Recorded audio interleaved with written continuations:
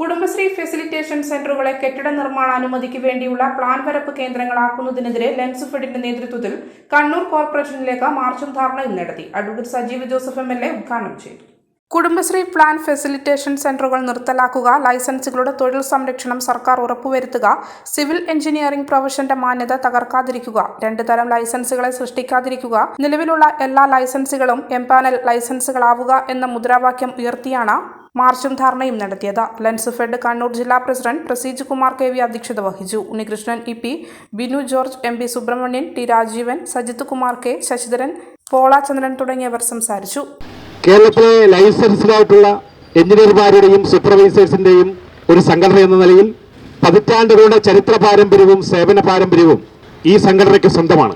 ഏറ്റവും വിദഗ്ധമായ എഞ്ചിനീയർമാരെന്ന നിലയിൽ, സൂപ്പർവൈസേഴ്സ് എന്ന നിലയിൽ കേരളത്തിൽ വികസിച്ചു വരുന്ന നിർമ്മാണ മേഖലയിൽ കാര്യശേഷിയുടെയും സത്യസന്ധതയുടെയും അതുപോലെ തന്നെ വികസനോന്മുഖമായിട്ടുള്ള പ്രവർത്തനങ്ങൾ കൊണ്ട് ഈ മേഖലയെയും നാടാകെയും സമ്പന്നമാക്കാൻ ഏറ്റവും പ്രയത്നിച്ചിട്ടുള്ള ആയിരക്കണക്കിന് വരുന്ന ജീവനക്കാർ, തൊഴിലാളികൾ, എഞ്ചിനീയർമാർ, സൂപ്പർവൈസേഴ്സ് ഉൾപ്പെടുന്ന ഈ കൂട്ടായ്മയുടെ പ്രവർത്തനങ്ങളെ നമ്മുടെ നാട് വളരെ പ്രതീക്ഷയോടെയാണ് നോക്കിക്കാണുന്നത്.